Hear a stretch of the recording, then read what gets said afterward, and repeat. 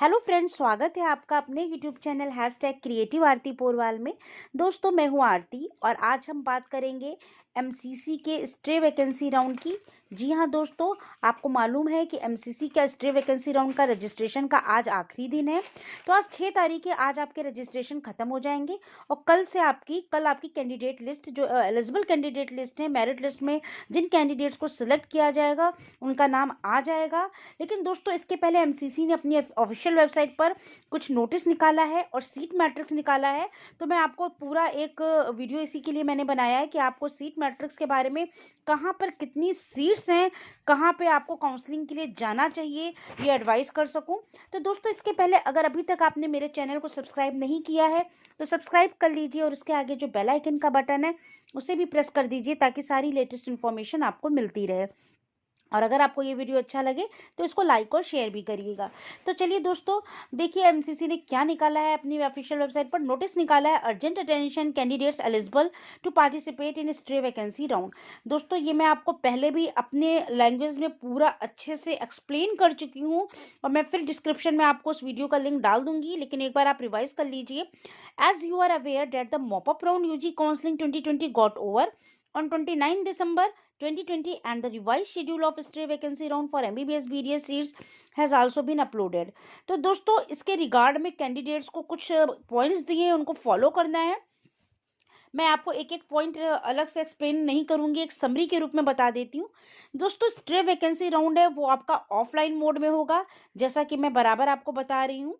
दूसरा, कैंडिडेट को अपनी एलिजिबिलिटी की जो कंडीशंस हैं वो एमसीसी की ऑफिशियल वेबसाइट से नहीं चेक करनी है। आपको जिस कॉलेज में काउंसलिंग के लिए पार्टिसिपेट करना है उस कॉलेज की वेबसाइट से आपको अपनी एलिजिबिलिटी की कंडीशन कंफर्म करनी है। इसके बाद लिस्ट ऑफ एलिजिबल कैंडिडेट्स आपकी आ जाएगी, जैसा कि मैंने बताया है। ये एमसीसी की वेबसाइट पर भी आ सकती है और हर कॉलेज इंस्टीट्यूट अपनी ऑफिशियल वेबसाइट पर डाउनलोड कर देगा। इसके बाद आपको बता दूं, जो वैकेंसी पोजीशन है for stray vacancy round has been uploaded on the MCC website. अभी उसके बारे में हम बात करेंगे, कहां पर कितनी वैकेंसी है। उसके बाद जो रूल्स और गाइडलाइंस हैं स्ट्रे वैकेंसी राउंड के लिए, कैंडिडेट्स को बिल्कुल अच्छे से फॉलो करने हैं। इसमें 3 चीज मोस्ट इंपॉर्टेंट है। एक तो आपका फिजिकल अपीयर होना काउंसलिंग में, दूसरा ओरिजिनल डॉक्यूमेंट्स जमा करना, और तीसरा ये कि आपको रजिस्ट्रेशन बगैर कराए काउंसलिंग में पार्टिसिपेट नहीं करना है। जिन बच्चों का रजिस्ट्रेशन होगा उन्हीं को काउंसलिंग में पार्टिसिपेट करने का मौका मिलेगा। ओके, तो यही सारी चीजें दी हुई हैं। और कैंडिडेट्स जो नॉट एलिजिबल हैं फॉर स्ट्रे वैकेंसी राउंड वो भी बता देती हूँ आपको। Not registered candidate and candidates already holding a seat in round 1, round 2 and mop up. अगर आपको राउंड 1 या राउंड 2 या मॉपअप में कोई सीट मिल गई है तो आप पार्टिसिपेट नहीं कर सकते हैं, और जो रजिस्टर नहीं किए हैं वो। अब इसमें कौन कौन से कॉलेज हैं? AIIMS Delhi, VMMC, Delhi university के अंतर्गत कई आते हैं, एमएएमसी, एमएआईडीएस, यूसीएमएस एंड एलएचएमसी। एएमयू आता है, बीएचयू आता है, डीम्ड यूनिवर्सिटी आती है, respective deemed university, ESIC authority insured, JIPMER open और जिपमर अथॉरिटीज इसकी अथॉरिटी है, और जिपमर इंटरनल। इसके बाद जामिया मिलिया इस्लामिया डेंटल सीट्स। तो इतने कॉलेजेस के लिए ये एमसीसी का स्ट्रे वैकेंसी राउंड होना है। अब बात कर लेते हैं सीट वैकेंट्स की। कितनी वैकेंट सीट है, कितना सीट मैट्रिक्स है। तो मैं आपको ये 13 पेज का पूरा नोटिस निकाला है एमसीसी ने, मैं आपको एक समरी के रूप में बताऊंगी, आप इसको ध्यान से समझिएगा। सबसे पहले एएमयू की बात कर लेते हैं। एनआरआई कोटे में उत्तर प्रदेश में बीडीएस की जनरल में 2 सीटें हैं। इसके बाद लाइन से डीम्ड यूनिवर्सिटी का दिया हुआ है। तो डीम्ड यूनिवर्सिटी में बहुत सारे कॉलेजेस आते हैं, तो मैंने इसका एक एवरेज निकाला है। मैं इसको आपको पूरा एक सार में बता देती हूँ कि एमबीबीएस की जनरल में 10 सीटें हैं और एमबीबीएस की जनरल पीडब्ल्यूडी में 2 सीटें हैं। लेकिन अगर टोटल सीट जोड़ लें तो जनरल में एमबीबीएस की इसमें 50 सीटें, ठीक है, 50 सीट्स इसकी जनरल में, 50 सीटें हैं। अब बात करते हैं, तो ये जो डीम्ड यूनिवर्सिटी है ये भी बहुत सारे अलग अलग स्टेट्स में है। जैसे कि अब गुजरात की बात करते हैं तो गुजरात में 18 सीटें हो गई बीडीएस की जनरल में।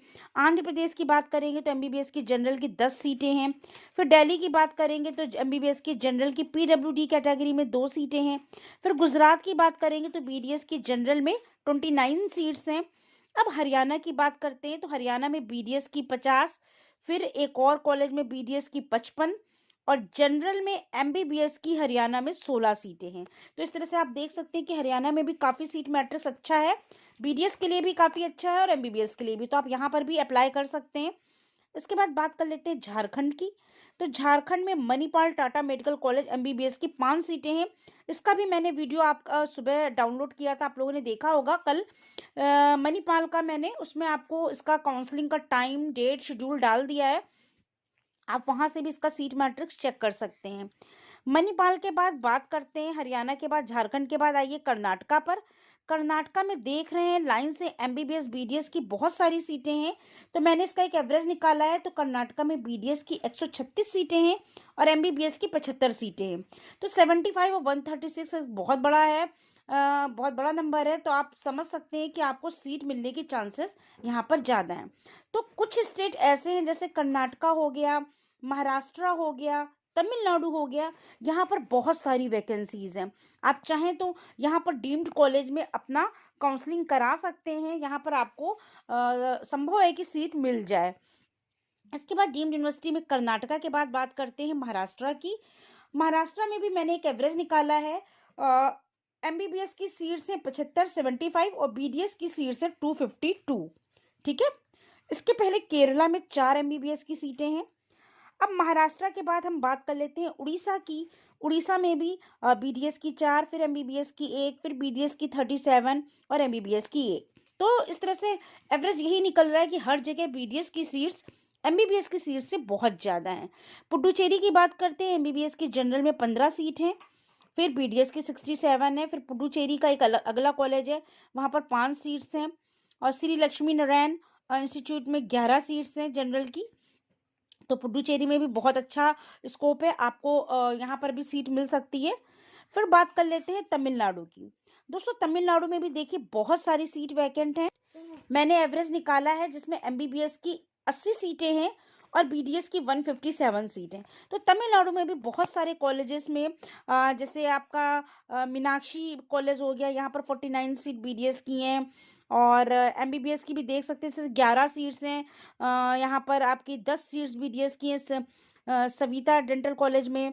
इसी तरीके से तमिलनाडु में बहुत सारी सीट्स हैं। तो महाराष्ट्र, तमिलनाडु और कर्नाटका, ये 3 स्टेट्स में आप बहुत आराम से कॉलेज में, जिस कॉलेज में ज़्यादा सीट्स हो वहाँ पर पार्टिसिपेट कर सकते हैं। फिर उत्तर प्रदेश की बात कर लेते हैं। उत्तर प्रदेश में 2 कॉलेज हैं, संतोष मेडिकल कॉलेज और इसमें बीडीएस भी है, एमबीबीएस। तो बीडीएस की 40 है और एमबीबीएस की जनरल में 11 सीट्स हैं। दिल्ली की बात करते हैं, दिल्ली में 1 सीट है एमबीबीएस की। ठीक है। उसके बाद कर्नाटका में एमबीबीएस की जनरल की 1 सीट है मुस्लिम माइनॉरिटी में। इसमें ये भी आपको देखना, ये अभी तक जो सीट्स मैं बता रही थी मैनेजमेंट कोटा की सीट्स थी, अब माइनॉरिटी सीट्स आ गई। इसके बाद गुजरात में भी इसी तरह एनआरआई सीट्स भी हैं और हरियाणा में भी एनआरआई सीट्स हैं। हम देख सकते हैं कि इसमें एनआरआई सीट्स भी बहुत सारी दी हुई हैं।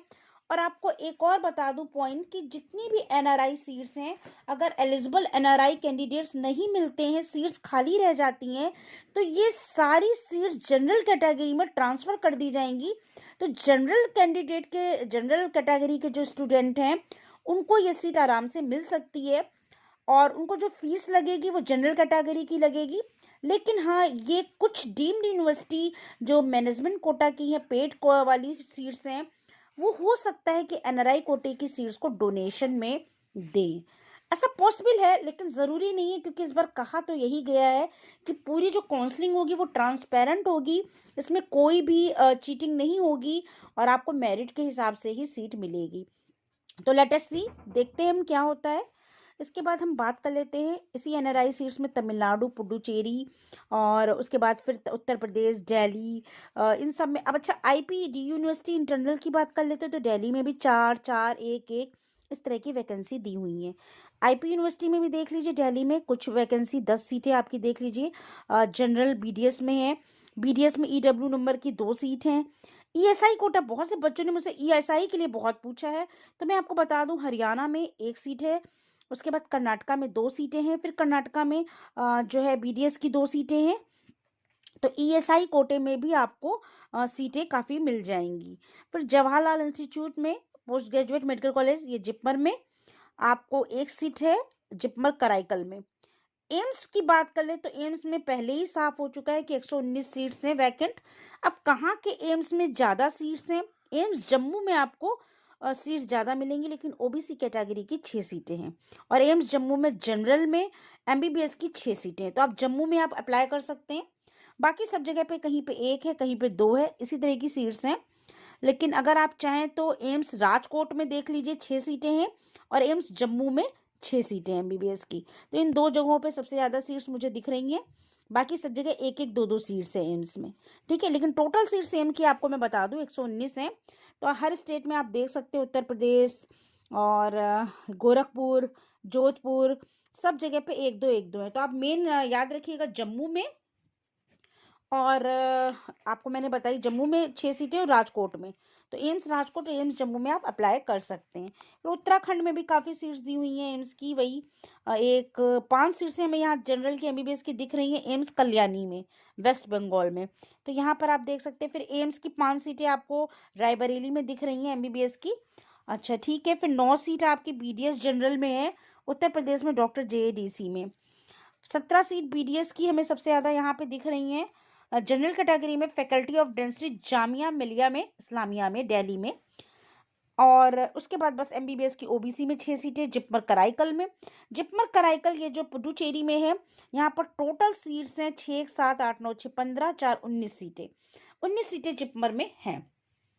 तो दोस्तों ये जो कुल 2463 सीट्स का ये सीट मैट्रिक्स निकाला गया है, इसका ये पूरा मैंने बता दिया कहाँ पर कितनी सीट्स हैं।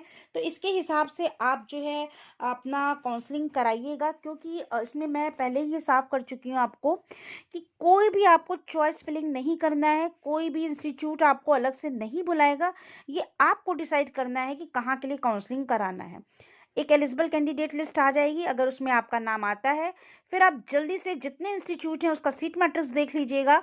जहां पर आपको लगता है यहाँ पर सीट मैट्रिक्स ज़्यादा है, आपको एडमिशन मिल सकता है, वहां पे उसकी वेबसाइट पर जाकर उसकी काउंसलिंग का प्रोसीजर चेक करिएगा कि क्या प्रोसीजर है, आपको वहाँ रजिस्ट्रेशन कब कराना है, उसके बाद किस तारीख को कितने बजे वहाँ पहुँचना है, वहाँ आपको क्या डॉक्यूमेंट्स ले जाने हैं, कितनी फीस स्ट्रक्चर है, ये सारी चीज़ें आपको पहले से पता होनी चाहिए।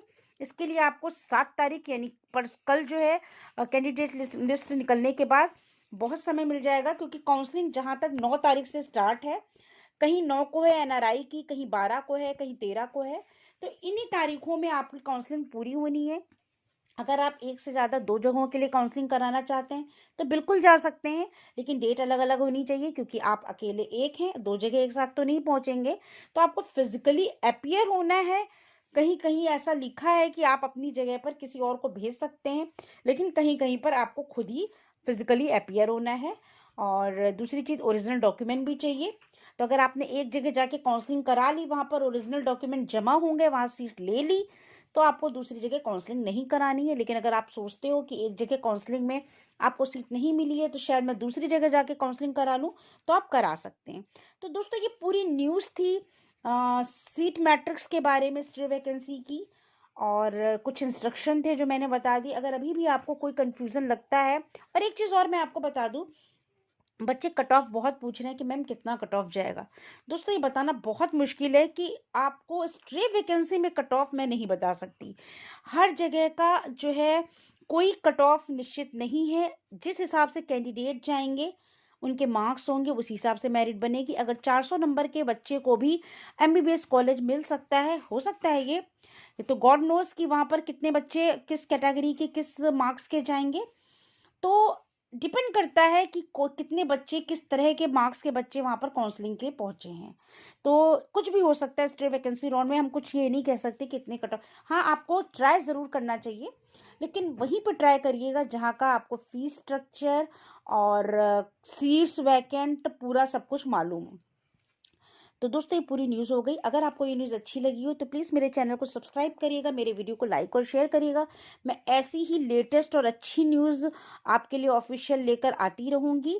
और तब तक के लिए धन्यवाद।